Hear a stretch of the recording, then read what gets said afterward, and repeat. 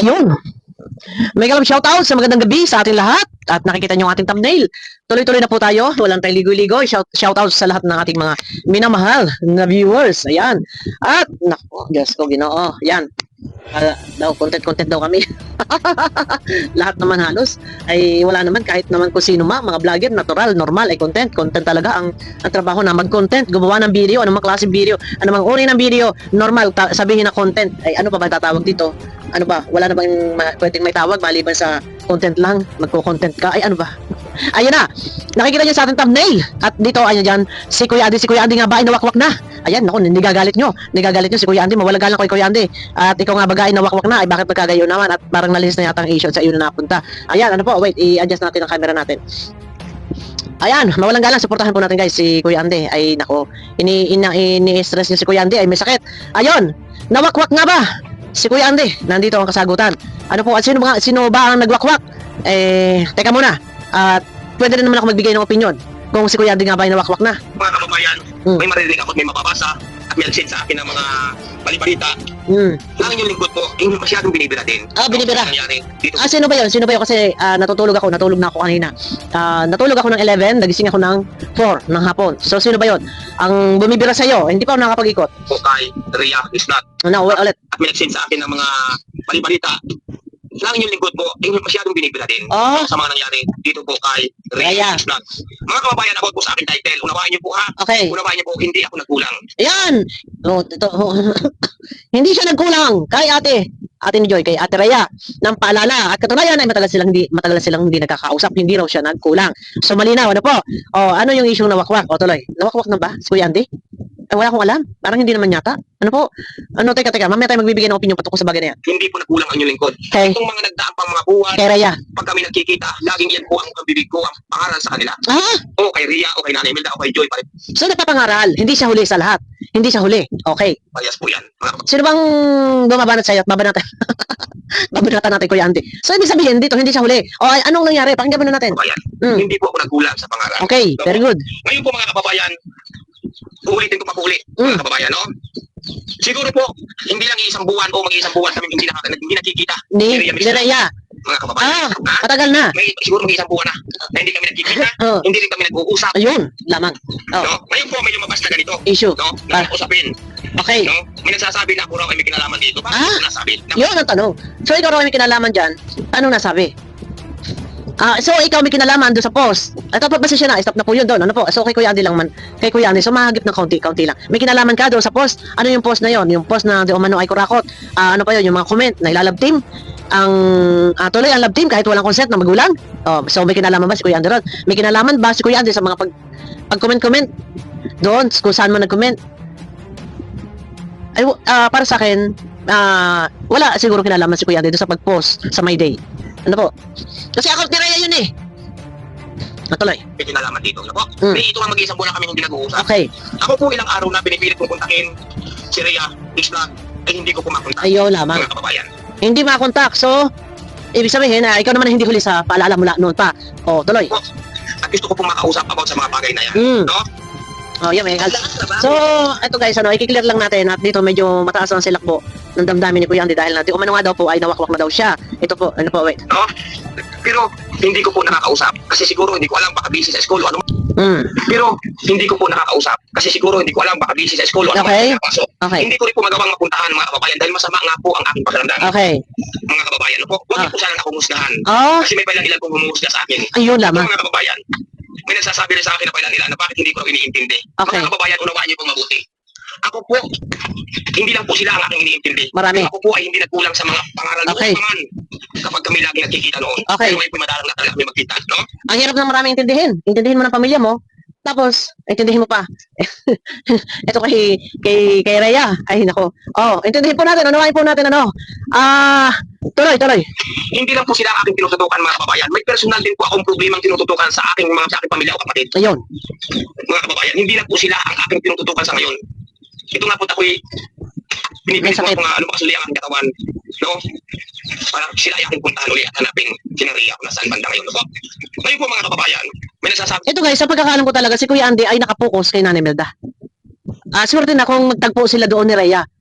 ni Ate Joy. Kasi si Rhea ay may asawa po yan at may anak. So namumuhay po sila, separate po ang kanilang bahay at tirahan. Ano po, iba po tinitirhan ni Rhea kaysa kay Nanay Imelda. Pero si Kuya Andy, si Kuya Andy ay nakapokus kay Nanay Imelda. At doon kay Bunso sa kapatid ni Joy. Ano po? So i-clear. Kaya na bakit ko hindi pinupuntahan, hindi ko tinututukan. Paano ko nga po magpupuntahan? Ito nga po pinilit ko lang mag-live ngayon. Okay na. Okay na intindihan. At hindi lang po sina Ria, sina Nanay Imelda o sina Joy ang aking tinututukan. Dahil ako po, Okay. may personal ding iniintindi. Okay, naintindihan ka na doon. Okay na yun. Oh, tapos, okay. Sa ito po, kay Maestro 21. Ito ay ating paglilinaw lang para makuha, marinig ninyo yung sa panig ni Kuya Andy. Ano po, kaya piniplay ko para maintindihan ninyo. At yung gusto makapanood po ng kabuuan video, mari nyo pupuntahan kay Kuya Andy. So, ayun, malinaw na po, nakapagbigay na siya ng kapaliwanagan kung bakit wala, o bakit hindi niya pa nakausap si Rhea dahil ganun, may karamdaman, marami siyang intindihin, and hindi niya ma-reach out. Tuloy. At bakit naman po itong iba ay ako'y agar-agar ay hinuhusgahan? Oh. Bakit ako po ay nadadamay? Oh, No? Kaya pakiusap ko po mga kababayan dito sa mga nangdadamay sa akin. oh, yan. Ito, uulitin ko na naman ulit mga kababayan. No? May mga reactor yata na nagre-reaction. No po? At sinasabing ikaw daw ay, ayan, makinig kung sino pa pangalanan. Shoutout po kaya Mamaymay, ayan no? Si Bakit Maymay. niyo po ako dinadamay dyan, Ala ka. mga kababayan? Tulad nga po ng sabi ko, hindi ako nagkulang sa kanilang para sa pangaral. No? Pero ito po ang sasabihin ko sa inyo. Ninusgahan niyo agad ako, hinusgahan niyo ako sa mga bata. So, ngayon, hindi kasi ako nakakaikot so dami kasi na nag-reaction. Kung hindi panonoorin ko lahat pa isa-isa, ay maubos ang oras po natin kasi yung iba nagla-live, ang dami. So, si Maymay pala, sino pa? So, hinusgahan, this is Maymay, wait. Kaya na wala akong kalam-alam. Nagulat din nga ako sa pangyayaring iyan. Bagamat nagsabi na po si Kaleo na stop na opo, pero ang iba, hindi ako tinitigilan. Ayun naman. Sinasabihan pa akong mukhang pera. Kung ako po yung mukhang pera, di sana ako may naibibiling gamot ngayon. Mga kababayan, sana may naibibili ako prutas na aking makain kung ako yung mukhang pera. Kasakit, di ba? Ang galing yung magbintang, ang galing yung maghusga nang wala kayong sapat na ebidensya. Ayun, sumabog na si Kuya Andy. Hinusgahan! Ano ba, babalikan natin yung kay Sis Maymay. So, hinusgahan daw, si Kuya Andy. Ano ba yan, Sis Maymay? Tuloy tayo. No? Papangalanan ko iba mamaya. Ngayon, sinasabihan pa ako itong ibang ito. Hinusgahan din agad ang inyong lingkod. Na hinusgahan ako na wala akong kalam-alam sa mga bagay na yan. Inuulit ko, hindi ako nagkulang. Sinasabihan pa ako itong ibang ito na ako ay nawakwak na magharap tayo ano kayo sa akin ng ebidensya. Sino ang sponsor ang nagwakwak sa akin? Ayun, ang highlight lang ng ating topic dito is yung wakwak. Ano po, yan po yung ating bibigyan ng, magbibigay ako ng opinion patungkol sa mga bagay na yan. So kung napahaba ang video na pagpaparinig ko dito kay Kuya Andy, para alam po ninyo kung ano kadahilanan kung bakit yung patungkol doon kay Rhea. So sabi nga niya, marami siyang intindihin and may sakit nga, mahirap nga naman gumalaw. And alam niyo naman sa diet, init ulan, siguro dala ng panahon, masama pakiramdaman po.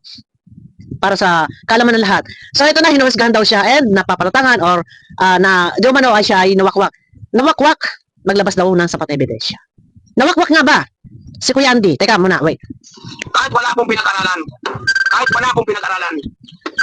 iniisip ko rin. Mawalang galang na po, may nagiring. Sa kanya po yon. So, hindi ini-ignore niya yun. Tuloy-tuloy lang siya sa pagsasalita. So, baka masakit sa inyong pandinig. Pasensya na po. Nag-iisip din ako mga kababayan. Pero kayo na mga nanguhusga sa akin, sa tingin ko kayong walang pinag-aralan. Nakalive po ako, ay tumawag. Ang dami ko pong natatanggap. Ang mga nagsisend sa akin. Kasama ng pakiramdam ko, pinilit ko mag-live ngayon. Dahil kayong mga manghusga, perfecto ba kayo? Kayo na ba talaga lagi ang tama? Ayun. Na isang tao sa Direka Plus na nanahimik dahil may karamdaman sasabihin ninyong nawakwak na. Sino ang sponsor na nagwakwak sa akin? Ilabas ninyo. Ayun, ilabas. Sinong sponsor ang nagwakwak? So dito, sa himig na pananalita ni Kuya Andy ay lumalabas na hindi totoo. Ano po, kaya sabi niya maglabas kayo ng ebidensya na siya ay nawakwak. Sinong sponsor? Konti na lang. Ano po? Ilabas ninyo. Ito yung mga kababayan. Husga kayo ng husga. Sino kayo? Perfecto ba kayo? Dapat din sa mga usaping yan ako hindi pinadamay. Nananahimik na si Direka Plus dahil nawakwak na rin. May ebidensya ba kayo na nawakwak? Hindi. Walang wakwakan. Puro kayo salita. Puro kayo husga. Laging bukang bibig niyo nawakwak. Sino ang nawakwak? Ilabas yan ninyo. Kung sino ang Pasensya na guys ha, kasi may tumatawag sa kanya. Hindi niya lang pinapansin. Pero sinabi niya kanina na huwag tatawag sa kanya. Nakalive. Pero nahagi po dito yung ring, no? nawakwak? At sasabihin pa niyo siya, di kaya kapala sa'yo nawakwak. Sari-saring panghusgan sa akin, mukhang pira. Kung ako may pira, sana ako may naibibili niyang gamot. Dahil ako may karamdaman din. At may iniintindihan ako sa aking pamilya. Tapos husgahan niyo ako, sari-saring panghusgan ginagawin sa akin. Anong pakialam ko dyan sa mga usapin ninyo ngayon? Sige nga. Oo, ako naka-scout sa kanila, pero hindi ako nagkulang sa kanilang pangaral. Yan. May kalaot-laot na ano. Puro kayo husga, puro kayo duda, na wala naman kayo sapat na ebidensya. Ilabas nga ninyo na nawakwak na sa Direka Plus. Sige nga. Ilabas ninyo. Pag may papakalanan ako. Ayan, at hanggang doon na lang po, ano, yung mga gusto makapanood po ng kabuuan video, maaari nyo pong patahan kay Kuya Andy Kayakap at suportahan po natin. Ito, sa katotohanan lang po tayo, ano po, sa katotohanan lang. Kung si Kuya Andy po ay nawakwak, ako mismo ang babanat kay Kuya Andy, ano po, sa katotohanan lang.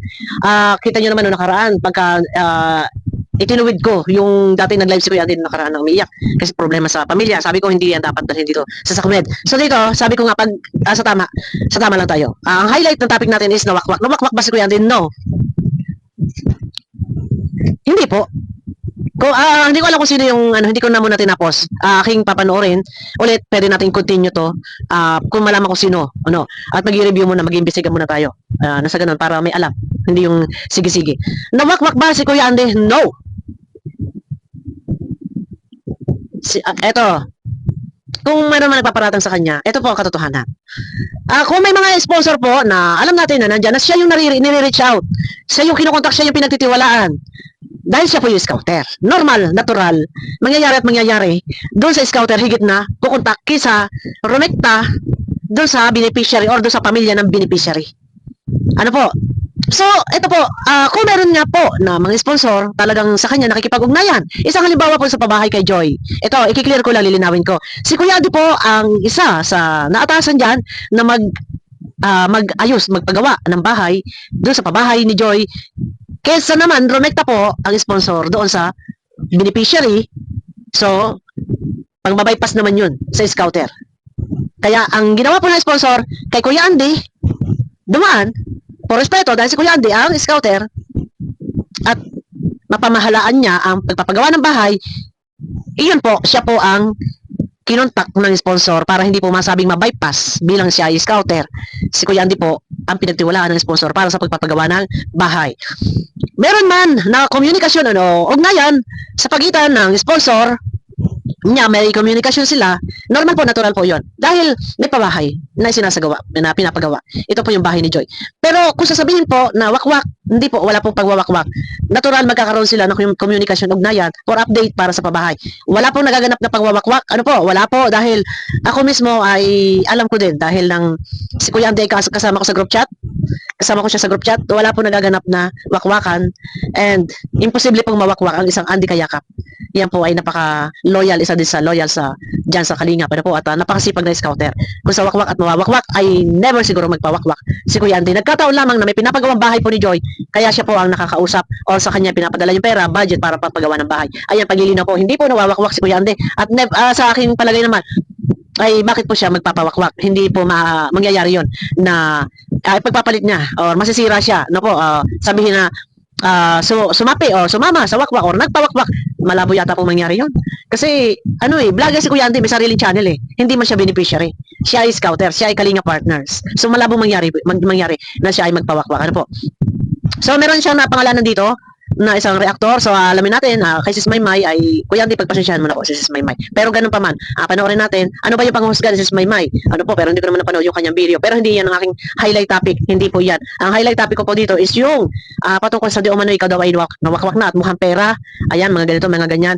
So, paglilinaw, kung si Kuya Andy ay nawakwak na, ay hindi sana ay sumama na.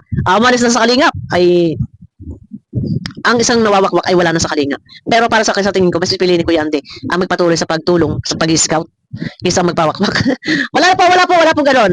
Sa katotohanan lang po tayo. Wala po sponsor na nagwawakwak. Kung sila kanoli para wakwakin si Kuya Andy, no, hindi po. Si Kuya Andy ay isa lang po siya sa nataasan sa pagpapagawa ng bahay ni Joy, at hindi po siya para magpawakwak. Normal, natural, siya ang scouter at siya ang mamanage doon sa pagpapagawa ng bahay. Sa kanya pinapadala yung pera, siya yung kausap, siya yung nag-update patungkol sa bahay. Normal, magkakaroon po sila ng komunikasyon. Pero hindi po yun nangangahulugan na iyan ay nawakwak na. Paglilinaw po para sa lahat. Ayan, abangan nyo ako guys sa aking next video. Mega love shoutout po sa inyo lahat at pakiclick naman po ng thumbs up nang sa ganun swak sa panlasa po na YouTube. Ayan, bye bye na po.